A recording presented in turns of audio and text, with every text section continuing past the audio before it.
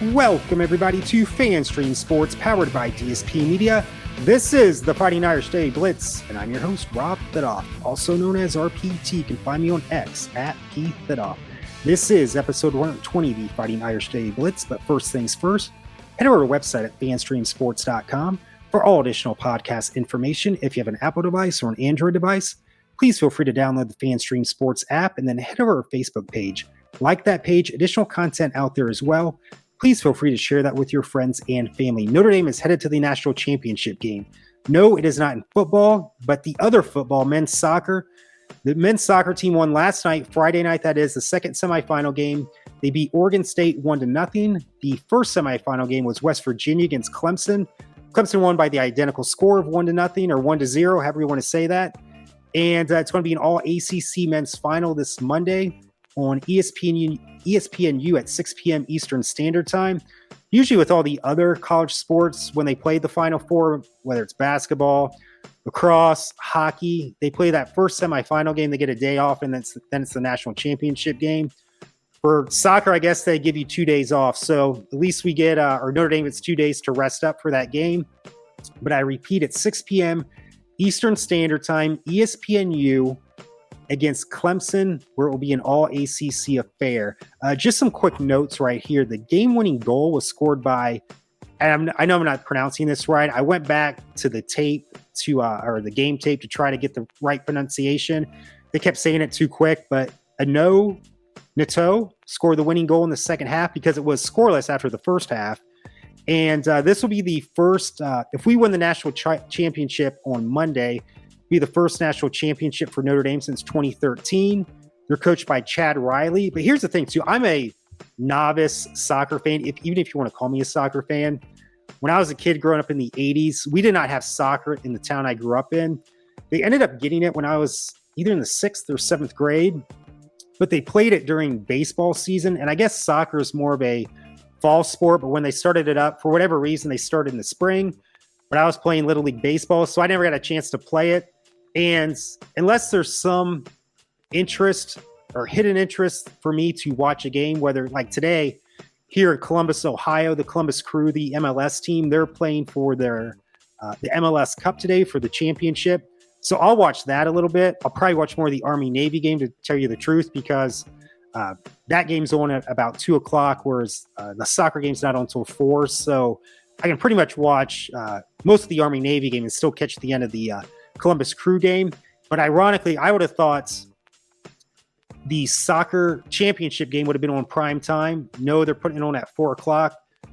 I don't know why that is, but ironically, Notre Dame men's basketball on that same channel, Fox, is playing Marquette at 9 o'clock tonight. So that's kind of ironic right there. But just me being the novice soccer fan, if you would have shown me these stats today, or just shown me highlights of part of these stats, I would have thought Oregon State would have won this game. But what all that matters is we got the goal, they didn't, and we won 1-0. But here's the thing. Shots on goal. Oregon State had 10. We only had 7. Corner kicks, I guess that's a big thing in soccer. Oregon State had 8. We only had 2. But I can't say it enough. The main thing is that we made the plays when we had to. We scored that goal in the second half and win 1-0. And I will say, too, like I said, it's easier to watch for me if it's a big game, where this being the national semifinal game. If this was a game played in October, I'm probably multitasking, watching Notre Dame men's soccer, even though it is Notre Dame. But I will say there was a couple lulls throughout the game, but this was a pretty intense game. They were knocking the shit out of each other, and there's really no padding in soccer. A lot of those guys were taking some major shots. The only sort of padding they have is for shin guards, but a lot of shots to the head, upper body, you name it. But yeah, it was a pretty intense game. And second half, I will say I was kind of on pins and needles those last 10 minutes, just saying, hey, just hang on, guys, next 10 minutes, because Oregon State's going to be really pressing to get that goal. And there's this one, not only the goaltender for Notre Dame saved it, but his teammates helped him save the potential goal from Oregon State. I thought, oh, for sure, this is going to be tied 1-1.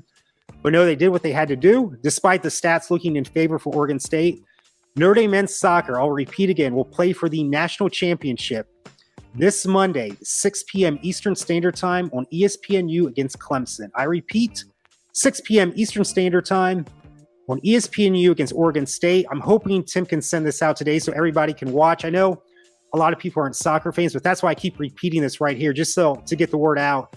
I know this isn't football or women's basketball or men's basketball, but really get the support from the other sports would like Notre Dame fan support as well, is what I'm trying to say. Also, some news this week. It came out Wednesday. For those of you that watch Hard Knocks on HBO, it's a documentary style film that they play in the summer. They take one NFL team during their training camp and do a documentary style a show pretty much. And you'll get my opinion about documentary reality TV in a little bit right here. But Notre Dame did a similar type of show in 2015. I think it was Showtime, though. It may have been HBO as well. It was the year that Malik Zaire was starting quarterback. He gets hurt, then Deshaun Kaiser fills in.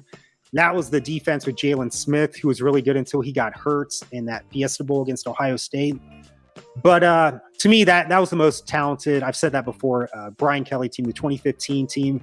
Had they not had so many injuries and an incompetent defensive coordinator in Brian Van Gorder, they probably compete for a national title, possibly win a national title. I know Ohio State was really good that year too, but if that team was firing on all cylinders, Notre Dame, with a competent defensive staff, who knows what would have happened. But having said that, they had a similar type show back then. Well, Notre Dame renewed their contract with NBC, as I mentioned a month earlier, through, 2029, I believe.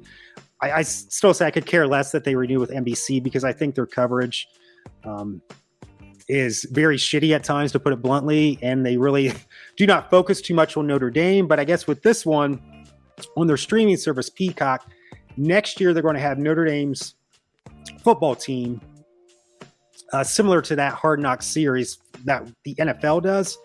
And I believe probably what they did back, whether it was HBO or Showtime back in 2015. So here it is. Notre Dame and NBC's Peacock streaming service are planning to produce a season-long documentary on the Irish football program. Athletic director Jack Swarbrick confirmed to reporters on Wednesday the series is going to be in similar vein to HBO's popular NFL program, Hard Knocks, and will debut in 2024. I think it's going to be a good recruiting tool because this is the generation, whether we call this the millennials, or whatever they're called right now, it's a look at me type generation. Whether you like that or not, it is what it is. That's the way these kids like to, take out their phones, look at me. I want to get a lot of likes. As former Ohio State football coach Jim Tressel said, the Twitter and Twatter universe type generation. And I think that it could be a good recruiting tool with these kids saying, hey, I'm going to be on this, the Peacock streaming service. They're going to have each week, you're going to see me about our season at Notre Dame, blah, blah, blah, blah, blah. And I think that's great. But however, for the Notre Dame fan, you're probably going to be disappointed if you expect 24/7 insider information access to the Notre Dame football program. One, Notre Dame will not allow that. And for obvious reasons, you do not want to give away everything about the program. Not that there's any funny business going on right there, any sort of scandal type thing, but you don't want to peel the curtain back like in the Wizard of Oz, like when the wizard pulls back the curtain where you see what's really going on. You want to show all your cards is what I'm trying to say. And the thing is too, with reality TV, you have, the dumb shows like The Bachelor, what other shows like Survivor. Now, even though Survivors, that's more of a competition, and I guess The Bachelor is too. The ones that are more of a competition, there's less of a chance to. Well, let me take a step back. What I'm trying to get at before I lost my train of thought there. A lot of those shows are to play to the camera. They're somewhat scripted, and if you look at someone that's on camera, they're going to act differently than if they're just talking to you where there's no camera on you, or you don't know what camera is on you. Your reactions, your attitude, your just overall essence is going to be different. You probably think I'm this, life of the party, great, gregarious type of person listening to me all the time. I may be a miserable, get off my lawn type of guy. I'm being funny right here, but people may think they know me just by this, but until you actually, are with me 24/7, I don't know who would want to be with me 24/7. They probably get annoyed. I get annoyed by myself being with myself 24/7. Again, I'm just being funny right here, but you really do not know what a person truly is until you're around them for so long. And to me, the only true reality show out there is when I wake up at 6 a.m. to get ready for work out, is watching the traffic report on the news, where they have all the cameras, you see all these cars going by. People do not know they're on TV, so they're going to act the way they typically act. To me, that's the truest reality show out there, is watching the traffic report during the morning news in the morning around 6 o'clock, or some of these shows are on at this ungodly time of some start at 4 a.m. But now I will say some, like I watched The Amazing Race. That's that's another competition show, but you have to be on your toes throughout that show. You got to do all these tasks, and they call them, like roadblocks and stuff. You got to get all these tasks done in a certain amount of time. There's not much chance to really play to the camera. I know that some of them do, but you have to be on your toes to get from one task to the next task.